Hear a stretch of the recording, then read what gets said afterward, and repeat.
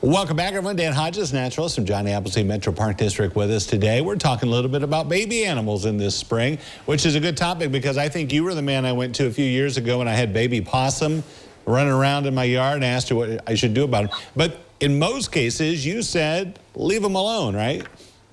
You know, Jeff, it's one of those things about the human psyche. I think a lot of us are very empathetic by nature. And what a wonderful thing to be. We care. Many of us really care about, the wildlife that we have in our yards or in our parks. And so when we see something that in maybe our human minds we think needs our help, we want to help. And so we find all of these animals. There's lots of different animals that are having babies in the spring. Spring is the time. So you've got everything from birds to mammals, even reptiles and fish are doing, the baby thing right now. So we in our minds say, oh, look, we look around and maybe mama rabbit's not there at this nest of bunnies. What should I do? And the answer, you're right, Jeff, the answer is nothing. Because while we want to help, sometimes our intentions can lead us a little astray.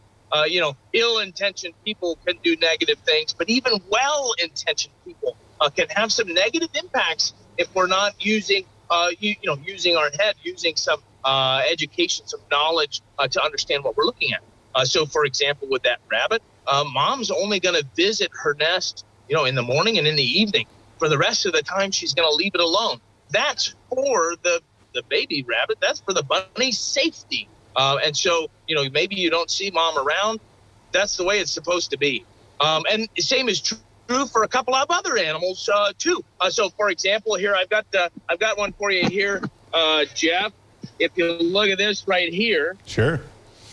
Oh my gosh! Look at that. Look at how cute that is. Yeah. That's a newborn fawn right there. So well behaved.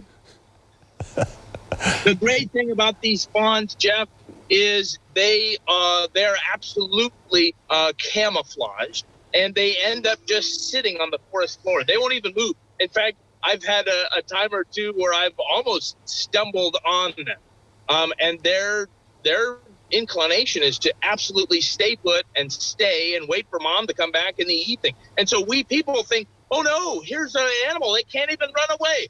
Well, it's doing that on purpose. So it's best to leave wildlife alone. Remove the danger if there is some. Put your cats inside. Take your dogs on a leash.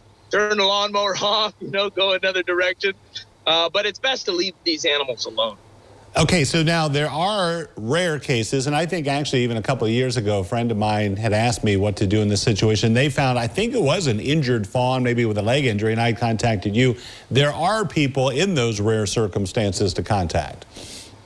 Absolutely. And so the couple of steps that you're going to want to take first is to make sure, well, not make sure, but make sure whether that animal actually is orphaned or injured. If you're guessing, probably not, probably best to leave it alone. But if you see an injury, or if you ran over mom with your car, then maybe you're sure that these are orphaned and injured animals, in which case you're going to want to contact a wildlife rehabilitator. I can help put you in contact with those people, but I'm not that person. So you can't bring that to me or the park district in general. So if you want to contact us, that's great. But if you go online and you look up Ohio Department of Natural Resources, they have some really good sites. They actually have a really great brochure called Orphaned and Injured Wildlife. And I like how it basically walks you through, what you should do if you find these animals. And most of the time, Jeff, leave it alone. But in the case that you need to, you can contact some of those sources. I've got one more thing. Sure. Before we go, Jeff, let me turn you around right here. That's the reason I'm out here under this overhang now. Is I've got a nest up here, Jeff. Oh my and if gosh. you look closely, I'll prove to you that it's baby time in the wildlife world. There they are. Wow. Hope you can see that. Yeah, real fuzzy. So we've got baby birds taking a nap right here. And that's another animal that we get in too. Birds fall out of the nest, put them back.